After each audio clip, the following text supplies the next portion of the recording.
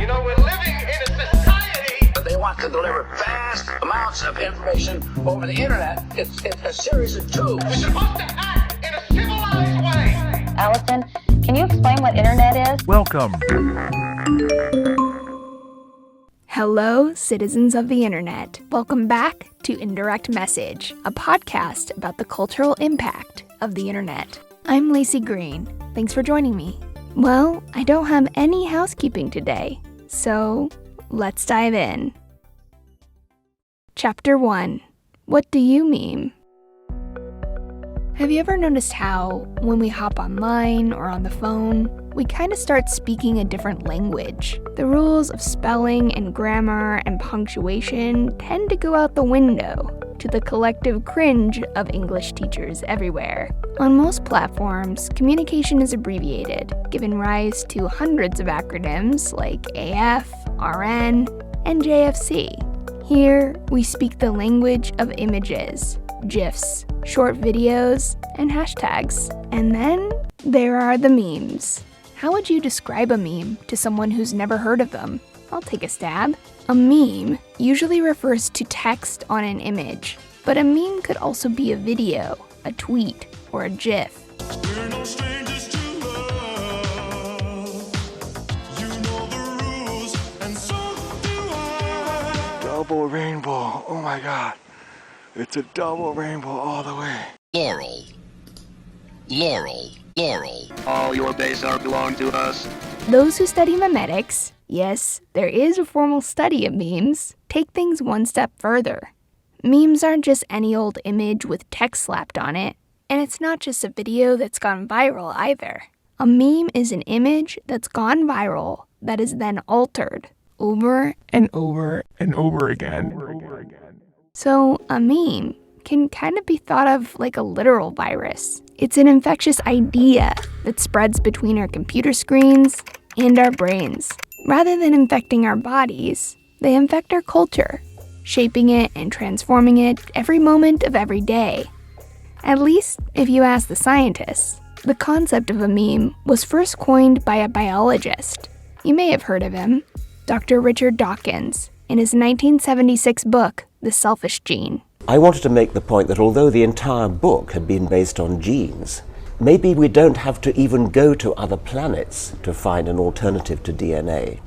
Maybe there's something already here on this planet which is showing the signs of being a kind of forerunner of a new sort of evolution. Memes, cultural replicators, the cultural equivalent of a gene, the cultural equivalent of DNA, which is anything that's copied, anything that's imitated, anything that spreads around like a virus. It spreads around the culture. I whistle it, you hear it, whistle it, you go out in the street, whistle it, somebody else hears it, whistles it. It spreads like a virus, and that's all you need in order to get natural selection going. So I called it a meme. It doesn't exactly rhyme with gene, but it's sort of short and sounds vaguely similar. So why do some memes spread across the world and others die immediately? Most memes have 3 essential elements. The first, it must be easy to copy. My cousins Matthew and Max nominated me to do the Ice Bucket Challenge. Here it goes. The second, when it spreads, it has to spread rapidly. And 3, it must have staying power. If it doesn't survive through shares, it goes extinct. The vast majority of memes fall into this category. An example of a meme that clearly has all 3 of these elements is the Be Like Bill meme. This meme taps into shared frustrations about how people behave on social media. It shows a stick figure sitting at the computer. Bill is on the internet.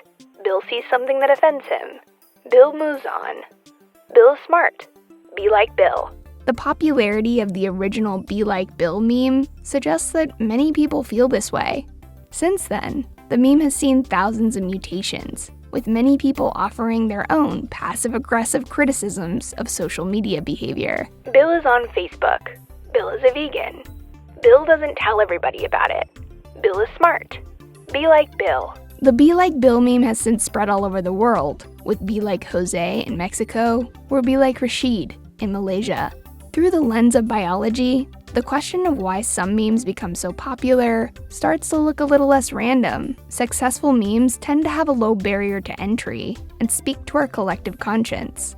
They tap into a shared experience, a feeling or idea about the world. They might allow us to vent or to laugh with irony, satire, or a wholesome dose of goofiness. While some memes, like Pepe the Frog, have managed to find themselves at the center of a few controversies, I would argue that on the whole, sharing memes is a pro-social activity. It helps us connect over experiences that we might not otherwise have words for. It establishes a new bond between every person who likes or shares a particular meme.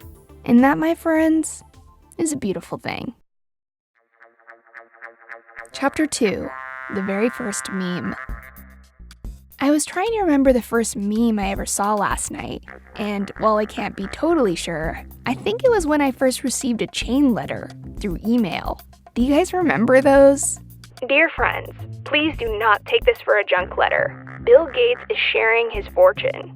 For every person that you forward this email to, Microsoft will pay you $245.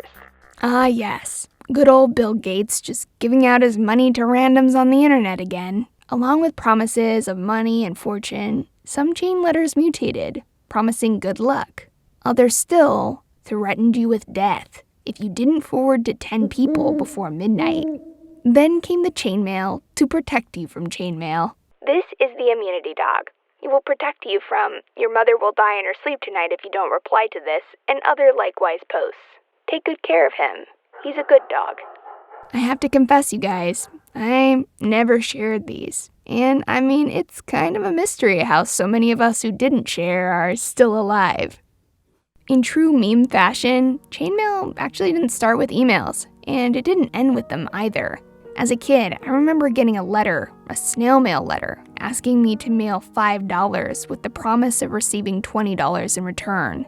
These types of chain letters actually became so pervasive in the 90s that the US Postal Service ended up banning them. But look, these things can't be stopped. That Bill Gates chainmail actually went viral again on Facebook as recently as last year. But what was the first meme in internet history? Some argue it was a cat picture or the smiley face that eventually mutated into an emoji. But there's another curious meme that memetics experts and enthusiasts sometimes point to as the internet's first: Godwin's Law. It's curious to me because Godwin's Law is an idea, not an image. It's an idea about how we should engage with each other online that has since crystallized and shaped heated discussions for 30 years. Godwin's Law states that the longer an internet discussion goes on, the higher the probability that someone will compare someone or something to Hitler, at which point the discussion or thread is over. In 1990, Godwin wrote, "In countless Usenet newsgroups I frequented, the labeling of posters or their ideas as similar to Nazis or Hitler-like was a recurrent and often predictable event. It was the kind of thing that made you wonder how debates had ever occurred without having that handy rhetorical hammer." As examples, he cited discussions about the Second Amendment, where gun control advocates were warned that Hitler wanted to ban personal weapons too. Or in debates about abortion, pro-lifers would accuse pro-choicers of mass murder, worse than the Nazi death camps. Godwin found the Nazi meme frustrating. It was stifling honest debate with an offensive trivialization of the Holocaust. So he set out to mutate the meme once again, this time by planting a counter meme of sorts to criticize those who were derailing conversations. After planting what's now called Godwin's Law in his forums, Godwin writes of a notable drop in Nazi comparisons. Noticing this success, he seems to have had a bit of an internal crisis. He writes, "If it's possible to generate effective counter memes, is there any moral imperative to do so? When we see a bad or false meme go by, should we take pains to chase it with a counter meme? Do we have an obligation to improve our informational environment? This power to do good may also be a power to do ill. Anyone on the net has the power to affect stock prices or cause an international health panic."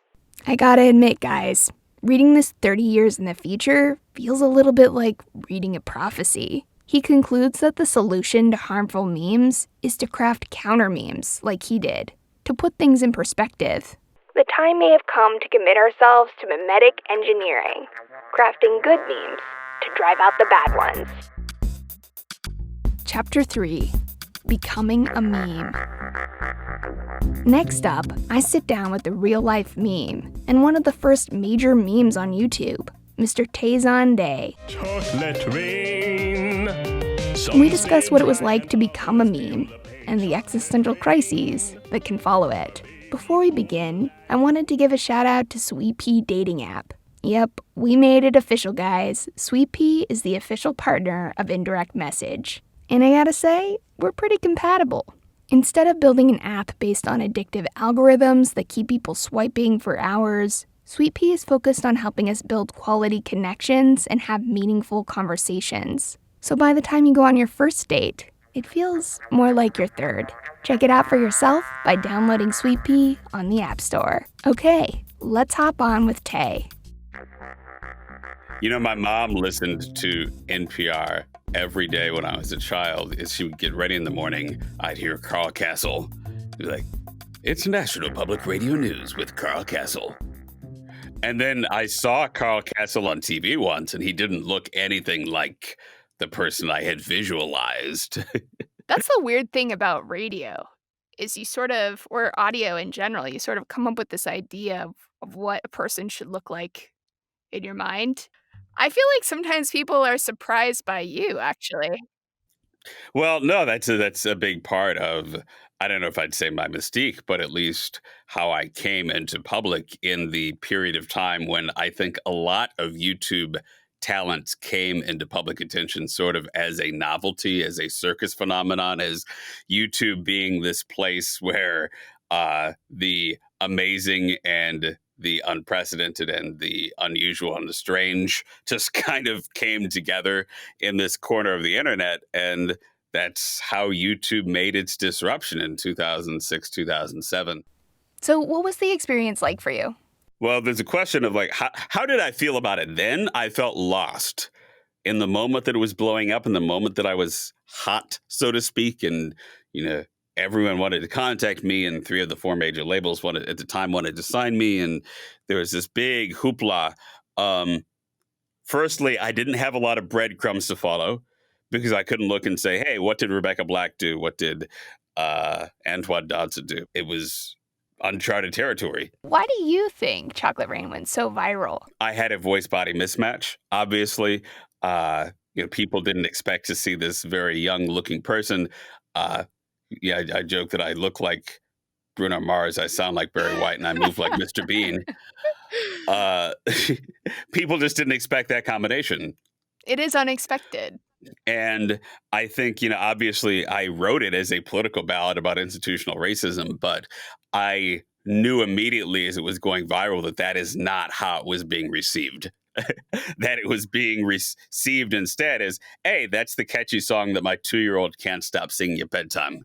Yeah, it hadn't really occurred to me that there might be a deeper meaning to Chocolate Rain until I actually talked to you about it, and you pointed out to me that it was about racism.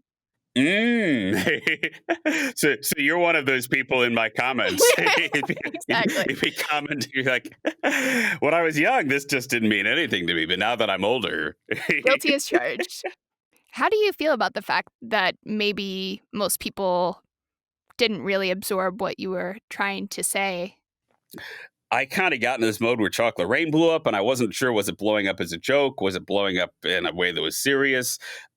Initially, I chose not to be polemic about it. I chose not to seize it as sort of a Malcolm X moment or a moment to be a political activist, because I felt like people who disagreed with the message of the song didn't necessarily know what the message of the song was. And if I started preaching that to them, they'd be like, well, I used to like it. I used to just be like questioning what's the meaning of Chocolate Rain. But now that you're telling me, it's almost kind of like I'm sure there were, conservative Christians who were singing Michael Jackson's all I have to say is they don't really care about us.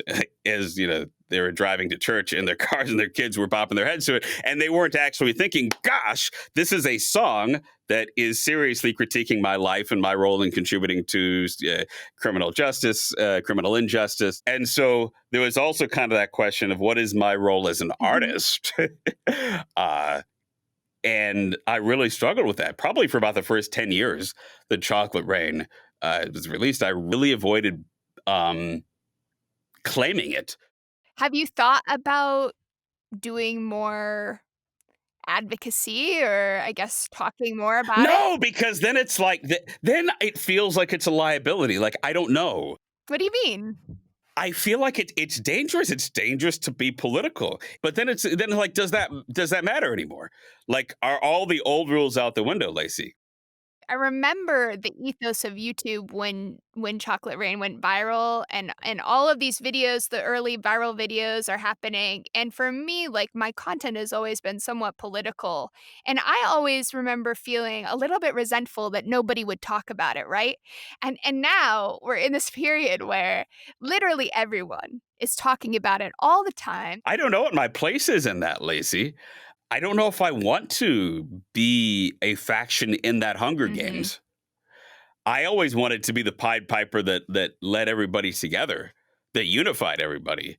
I wanted to, the brown rats, the green rats, the purple rats, the upside down rats, the square rats, whatever type of rat you are. That's always what I wanted to do. You can still kind of do that with music. It can still exist in a space where two different people who might not like each other in real life and might not agree on very much in real life will listen to the same song and they will love that song and believe that it speaks to them. You're so right. Music is the last bastion of peace and safety on YouTube. But I want to talk about you as Tay, as a person, as someone who went viral to an entire country, to the entire world through your camera in a time where that wasn't really something that was happening to people. I remember when all the YouTubers started moving to LA, there were like 30 of us at the end of 2008 who had moved to LA, and you bumped into another person who'd made money on YouTube. It was like, "Hello, long lost alien brother. You are the chosen one, just like me. Our families don't understand. Our friends and coworkers don't understand, but you I can talk to." It sounds like that was maybe a little bit lonely. Well, my life is lonely. I've just always been different. I've always been alien, Laci. What do you mean by that? There's always been something that feels fundamentally different about me that causes my experience and the way I experience the world to be different than a lot of other people. I think that's what I struggled with in doing improv comedy. I often found that in improvising comedy skits, the points of reference of everyday experiences that people kind of draw from, I've had pretty unique experiences. Do you think it messes you up? Ooh. I don't know. I think it messed me up. I think other memes and other people who've come into public attention handle it better than I did. I think I handled it poorly insofar as not being smart about my business and being able to separate the needs of the business from my loneliness and my personal desires as a person. I don't know. I think you're being a little hard on yourself because you're kind of talking about the commodification of who you are.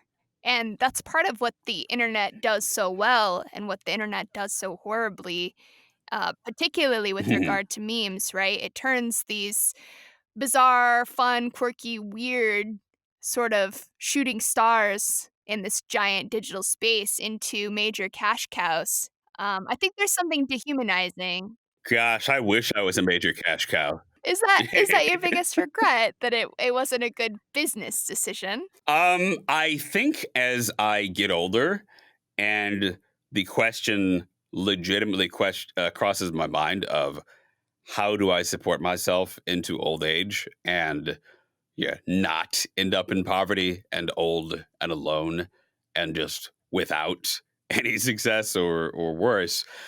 I think about that more. Maybe you do have this critique. It's probably accurate that I'm being hard on myself. Is it's almost like I feel like I still haven't done fame right, Laci. I feel like time went by and I drifted off into kind of being this old man, this senior meme, this old dude in the college internet bar, and I'm still wanting to do my first time right. Do you think that becoming internet famous affected your identity in some way?